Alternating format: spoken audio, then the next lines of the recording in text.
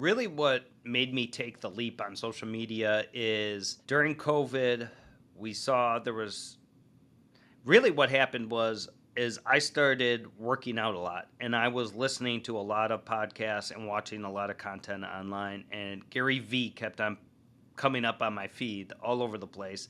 And I was convinced that he was right, that if you post consistently online, that's where the attention is. The TV replaced the radio and the phone replaced the TV, and everybody's on the phone constantly, and that's where their attention is at. And if you want to have more attention, you need to be posting where the attention's at. So I was bought into what he was saying.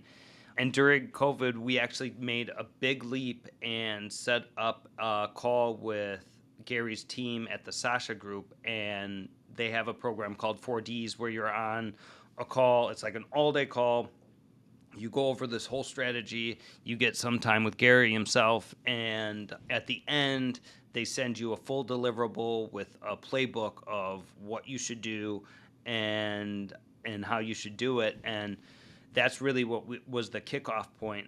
Shortly after that, we brought Matt on board, and we started the show on TikTok. And that was in 2021 when not everybody was on TikTok, so there was potential to grow there. So we really hit it at a good time. If we were even like 6 months even earlier, it would have been even more to the moon, as the kids say.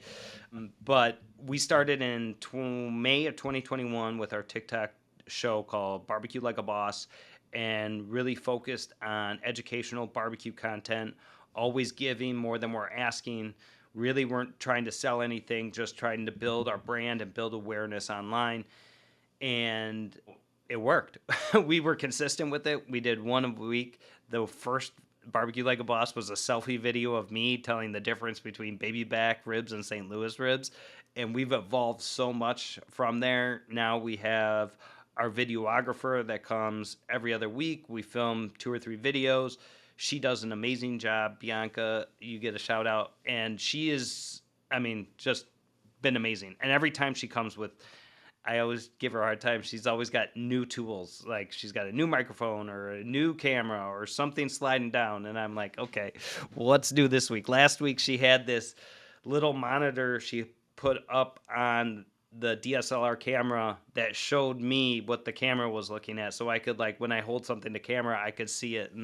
So she's always coming up with, she has all her own equipment, and, that's been kind of a game changer. That took Matt out of being the main content creator and being able to be a manager, where we have a part-time content creator, we have Bianca, and then we have a couple other off-site content creators that do some editing for us. So, Matt's got his hand full managing that team.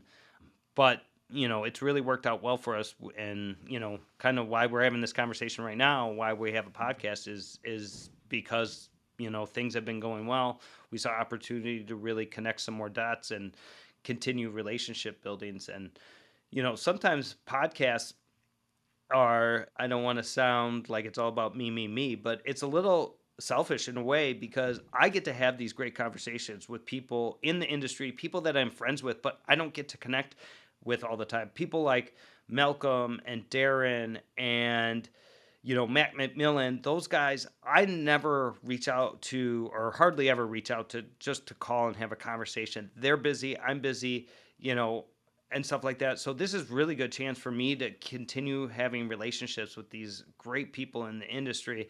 And there's always going to be more coming from it. So I'm excited to have the podcast selfishly, but I also think it's going to bring a lot of value to the listener too. Another great thing about podcasts is, it might bring a follower of Duce Raymond, and they might see Malcolm's content, and then they go hang out and watch Malcolm's content. And I think that's amazing. That's what the community is all about. And building community, it just brings a more credibility to what we're doing. And I think that's really, really cool. And nowadays, there's so many ways you can use the content. You can listen to the whole podcast. You can see a short clip on YouTube or Instagram or TikTok.